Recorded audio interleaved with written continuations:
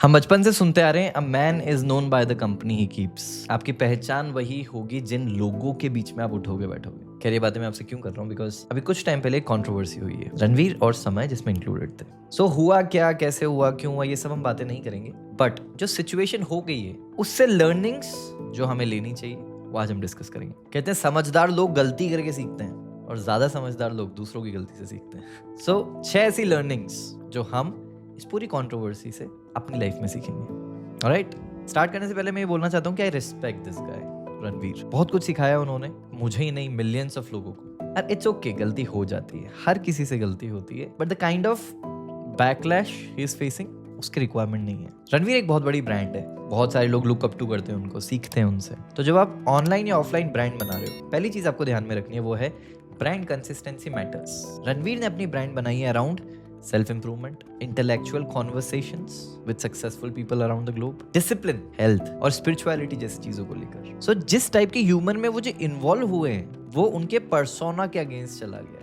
which eventually led to the loss of credibility. So इसमें learning क्या है, हमारे लिए लेसन क्या है? Ensure आपके जितने पब्लिक इंटरेक्शन है it should align with your brand values.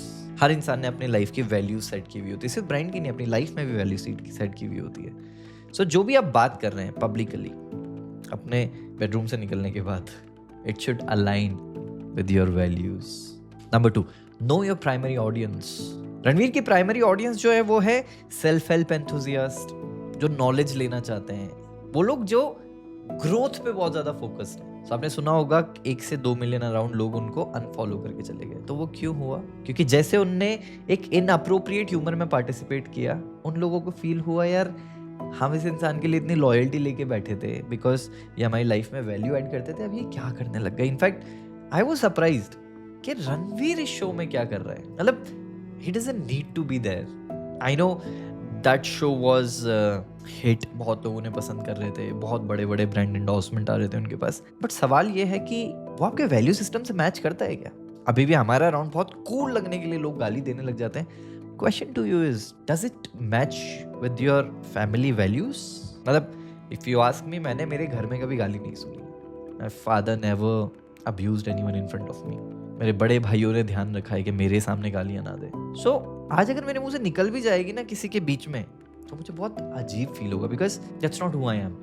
Coming back to the point. So the lesson we need to learn from this is, हमेशा assess करो कि आपका कंटेंट जो है, आप जो भी बोल रहे हो, पोस्ट कर रहे हो, वो आपके टारगेट ऑडियंस से रेजोनेट कर रहा है या नहीं। Number 3, avoid risky and controversial humour. If you are somebody जो ऑनलाइन बिजनेस कर रहे हैं, ब्रांड बना रहे हैं, इन चीज़ों का जरूर ध्यान रखें। हो सकता है कुछ चीज़ें बहुत फनी लग रही है, बहुत फनी साउंड कर रही है, बट कुछ टॉपिक ऐसे हैं जो यूनिवर्सली इनअप्रोप्रिएट है। सो जैसे जैसे सोशल मीडिया आगे बढ़ रहा है, आप किसी भी रीजन से वायरल जा सकते हैं, और अगर वो गलत रीजन हुआ तो बहुत बड़ी प्रॉब्लम क्रिएट कर सकता है, जो एग्जैक्टली यहाँ पे हुआ। आज तक वो अच्छी चीज़ों के लिए वायरल जा रहे थे तो बहुत रिस्पेक्ट मिल रही थी, जैसे ही एक गलत चीज़ बोली, वायरल गए, काम रुक गया। सो the lesson from this is, be mindful, आपके मुंह से क्या निकल रहा है, किस प्लेटफॉर्म पे आप हो, कहाँ कौन सी ऑडियंस बैठी है। Number 4, apologising is not enough. Sorry बोलना काफ़ी नहीं है, अकाउंटेबिलिटी इज द की। जैसे ही रणवीर ने अपोलॉजी वीडियो पोस्ट किया, लोग इतना हर्ट हो चुके थे कि उसको भी एक डैमेज कंट्रोल समझने लगे, एक पब्लिसिटी स्टंट समझने लगे, rather than a genuine apology. I am sure it was a genuine apology. उनको बुरा लगा बिकॉज जितना मैं उनको जानता हूँ, of course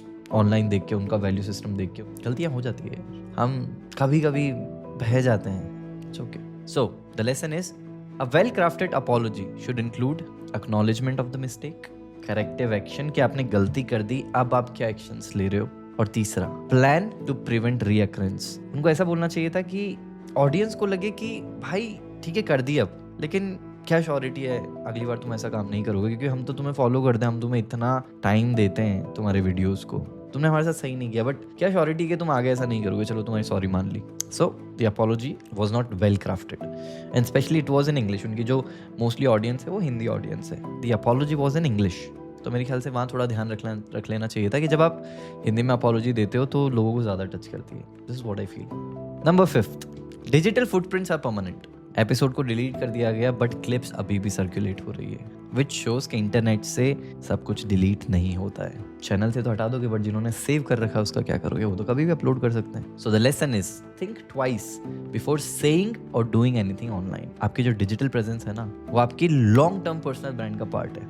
okay, the last one, number 6, reputation can take years to build. सालों लग जाता है रेपुटेशन बनाने में, बट कुछ ही क्षण में, कुछ ही समय में पूरी रेपुटेशन खराब हो सकती है। सालों लगाए उन्होंने ये इमेज बिल्ड करने में that Ranveer is the biggest podcaster of India.